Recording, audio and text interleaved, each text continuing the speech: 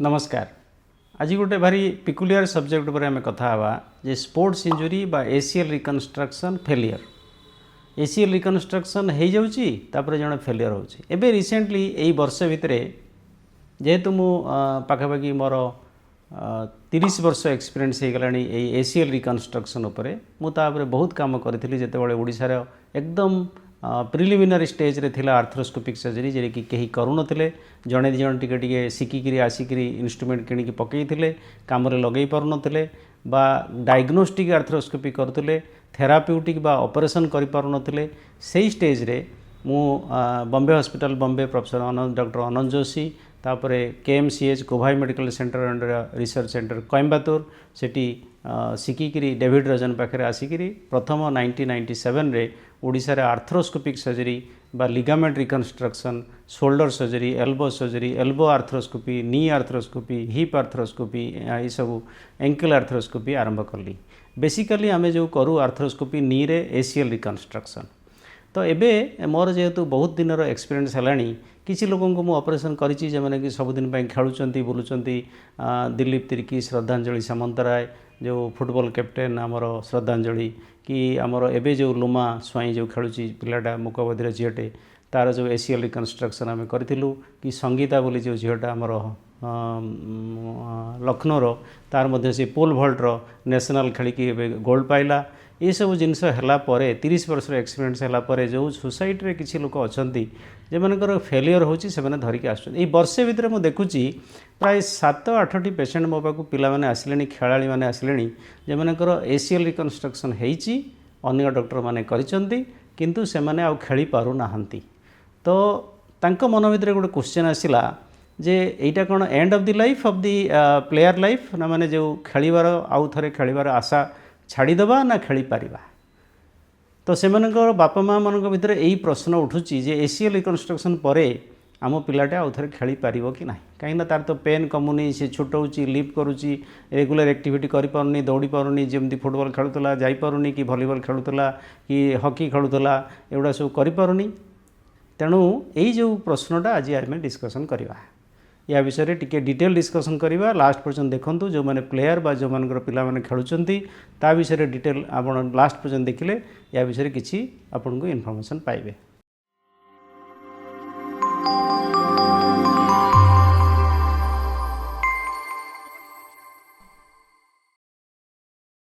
मु doctor PC they director of orthopaedics Purushottam hospital and research centre private limited and modern ortho clinic. आज आम जो कथा होते एसीएल फेलियर एसीएल रिकन्स्ट्रक्शन है ओडिशा रे बर्तमान प्राय 50 रु अधिक डॉक्टर माने एसीएल रिकन्स्ट्रक्शन करिपारुचंती। मु जेतेबेले आरंभ करली 12 वर्ष रु 15 वर्ष केही नथिले मु एका करूथली तापर धीरे धीरे सब पिला मानकु आमे सिखेइलु नुआ नुआ कॉन्फ्रेंस कलु सिखेइलु प्लान कलु वर्कशॉप कलु ट्रेनिंग प्रोग्राम कलु। तो से माने मध्य बाहर देश रे बाहर स्टेट रे बाहर जगह रे डॉक्टर मानकु दाई सिखिके आसिके आरंभ करले। एबे आमे गोटे टीम करिचु आमे गोटे एसोसिएशन करिचु ओडिशा आर्थ्रोस्कोपी सोसाइटी तार मु फाउंडर प्रेसिडेंट 5 वर्ष धरी प्रेसिडेंट थिली। एबे अन्य माने मध्य टेकअप करलेनी आमे नुआ नुआ पिला को सिखौचु एवं सबु जगह रे सब मेडिकल कॉलेज रे भी प्राय आरंभ हलानी आर्थ्रोस्कोपी एसीएल रिकन्स्ट्रक्शन। तो आमे कथा हबा जे एसीएल रिकन्स्ट्रक्शन रो सक्सेस रेट केते प्राय 100 to 100% सक्सेस रेट। फेलियर प्राय हुए नहीं पिला पुणी फुटबॉल खेलती 6 वीक रे पुणी दौड़ा दौड़ी साइक्लिंग जॉगिंग स्विमिंग करेंगे 3 मास बेलू बैडमिंटन खेलेंगे 6 मास बेलू फुटबॉल खेलेंगे 9 मास बेलू रग्बी भी खेलेंगे। श्रद्धांजलि सामंतराय फुटबॉल कैप्टेन होगी 2001 रे गोटे नी एसीएल रिकन्स्ट्रक्शन है 2009 रे आउ गोटे एसीएल रिकन्स्ट्रक्शन है गोटे आंठूर 2टा आंठूर है तापर भी से फुटबॉल कैप्टेन होगी नेशनल कैप्टेन होकर एवं कोच अच्छा। तेणु सक्सेस रेट जदि आम देखा फेलियर ऑलमोस्ट ना किंतु बहुत समय फेलियर होगी पिला माने आसुचंती मन भर प्रश्न उठुची is the end of the career ना आउ किसी आगू जावा। तो आम से विषय कथा हवा जे फेलियर कहीं हुए। प्रथम कथा है जे पेशेंट निजे सेकेंड कथा है डॉक्टर टेक्निक थर्ड कथा है फिजियोथेरापी बा आनुषंगिक जिनस। तो प्रथम कथा है जो पिला निजे तार जदि से प्रॉपर ट्रेनिंग न नहीं ताकू जदि प्रॉपर्ली मोटिवेट कराही न करी एसीएल रिकन्स्ट्रक्शन कराही से ताकू फॉलो अप करला नहीं पेशेंट डॉक्टर पाकू गला नहीं ठीक टाइम ठीक फिजियोथेरापी कला नहीं ताहले मध्य फेलियर हो जाओ। सेकेंड है जे doctor, the major factor is doctor. 70 to 75% failure is doctor responsible. कहीं ना जदि यंग पिला जड़े शिखुची तार जो टनेल प्रिपेरेसन होची एसीएल रिकन्स्ट्रक्शन रे जो जगार एक्जाक्टली लगी थाए सेटा जो कर्नर लगी थाए जो पॉइंट रे लगी थाए तल हाड़ उपर हाड़र जदि आपण ताको डाइवर्ट करदेले टिके आग पछ हो गला ठीक जगार टनेलटा प्रिपेरेसन है नहीं बा जदि आपण ठीक मटेरियल दे पारे नहीं जदि सरू हो गला स्ट्रॉन्ग सफिशिएंट न होला एवं जदि ताकू इन्फेक्शन हो गला ठीक जगार ओटीटा ठीक नहीं अपरिष्कार अच्छी इंस्ट्रूमेंट ठीक नहीं आपड़ जदि विजुअलाइजेशन ठीक नहीं जदि विजुअलाइजेशन एक्जाक्ट न पारे मु आजिकल यूज करुँची 3D 4K camera 4K camera mostly use करुँची for the arthroscopy reconstruction 55 inch monitor जोटा कि ह्यूज आकार देखा लिगामेंटा गोटे माने काठ गंडिया बेले देखा एवं यही हाड़टा बेले गोटे विराट आकार देखा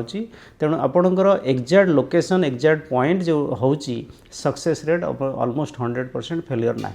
जदि आप गोटे छोट मॉनिटरटा नहीं थे ठीक एसेस करें विजुअलाइजेशन ठीक नथिबो गैजेट्स ठीक नथिबो स्कूप खंडे फाड़े खाई जाइए सेवर ब्लेड रे अधा दिशुची अधा दिशु ना स्कूपटा हाथ रू गली पड़ी और से सेकेंड स्कूप नहीं बा डॉक्टर प्रॉपर्ली ट्रेनिंग नहीं आमर गूगल देखिकी वीडियो देखिकी ऑपरेशन स्टार्ट कर देछि ताले यही सब जिनस हेले कौन हम ना प्रॉपर ट्रेनिंग बा जदि गूगल बा ये सब जिनस होइतिबो ताले मेंटर ठीक नहीं ताले आपणकर फेलियर चांसेस बेसी से कहूँ 70 to 75% is the doctor responsible but treating surgeon is responsible. Third है फिजियोथेरापी। आम जदि ऑपरेशन करदेले 50% सक्सेस हो गला 40 to 50% है फिजियोथेरापी बा एक्सरसाइज बा प्रॉपर गाइडेंस। जदि आप फास्ट डे रू ताकू proper quadriceps exercise hamstring exercise muscle toning तार डिफरेंट टाइप किए केमती खेलुची जड़े हॉकी खेलुची तार जो ट्विस्टिंग मोमेंट रे को मसल रेस्पॉन्सिबल ताकू को मसल ट्यूनिंग करा सब एवरी पॉइंट को देखा पड़े। इंडिविजुअल जड़े बास्केटबॉल खेलुची जड़े फुटबॉल खेलुची तो तार ट्रेनिंग अलग यार ट्रेनिंग अलग तार कोच अलग यार कोच अलग तो फिजियोथेरापिस्ट हैज टू डिफाइंड बा ताकू आपण स्पेसिफिक ट्रेनिंग देकी ताकू ट्यून अप करिया पड़े। तो ये तीनटा कारण फेलियर हुए किंतु आपण मैंने जानीदेवा दरकार जदि भी फेलियर होची रिविजन रिकन्स्ट्रक्शन करा होची 100% फेलियर को सक्सेस कराई पारुची। तो आम रिविजन करुचु एवं मु रिसेंटली जड़े दामन जोड़ी पेसेंट को करी से रेगुलर बैडमिंटन खेलती एवं तांकर मध्य रिकन्स्ट्रक्शन होता से किसी गोटे प्लास्टिक मटेरियल भी लगे एवं सेटा प्लास्टिक भी फेलियर हो गला लिगामेंट भी फेलियर हो गला तापर से फुलीगला पेन होची चली पारना अवस्था से आसिले मो पाक 4 मास तले। तो मुझे कहली 2टा सिटिंग में करी कौन ना प्रथम थर मुझे आगे सफा करदेवी कहीं ना से कहूँ कहते विंडशील्ड वाइपर इफेक्ट जमी आपंकर वाइपिंग हो जाऊनी सेमती से जो प्लास्टिक मटेरियलटा ता भितर दिखाई एलंग विथ लिगामेंट सी कौन कला ना वाइपिंग करी जो कणा करी आम लिगामेंटा पसईलु ता भितर जो कणा करी लिगामेंटा पसईलु जो टनेल बनईलु से टनेलटा को वाइडनिंग करदेला से प्लास्टिकटा घसी घसी घसी घसी ताको वाइडनिंग करदेला फेलियर हो गला एवं सेटा बड़ हो गला टनेल मोटा होगा वाइडनिंग हो गला तल हाड़ उपर हाड़ एति मोटा मोटा बड़ बड़ टनेल हो गला। तो मुझे सफा कली गोटे सिटिंग रे अंटारू हाड़ नहीं तार से जो टनेलटा को सफा करके हाड़ पुरेदेली तो बोन ग्राफ्टिंग ताको कहती पुरेदेला एबे 3.5 मास पर से बाबू आसते 3 दिन तले मुझे एक्सरे देखीदेली बढ़िया जोड़ी जाइए हाड़ से जो टनेल थी ना फिलअप हो जाइए भल हो जाइए नुआ रिकन्स्ट्रक्शन करदेवी। तो पाखापाखि मु 30 ରୁ 35टा पिलांकर एमती करिछि प्राय गोटे सिटिंग रे भी हो जाए बेले बेले जदि टनेल वाइडनिंग हो नथिबो ताले मु सेई सिटिंग रे ताकू पुराणाटा को सफा करी नुआटा पकईदेवी आउ जदि टनेल वाइडनिंग होइथिबो ताले मु कौन करे ना 2टा सिटिंग करे एवं से 2टा सिटिंग रे फर्स्ट सिटिंग रे आग सफा करदेवी ताकू सब सफा करिकी ताकू बोन ग्राफ्टिंग पुरईदेली 3 मास 3.5 मास छाड़देली हाड़ जोड़ीगला पुणी नुआ लिगामेंट रिकन्स्ट्रक्शन हम नुआ ग्राफ्ट देवी मोटा ग्राफ्ट देवी 9 to 10 मिलीमीटर ग्राफ्ट देवी पुणी पिला फुटबॉल खेल किसी असुविधा ना। Thank you very much.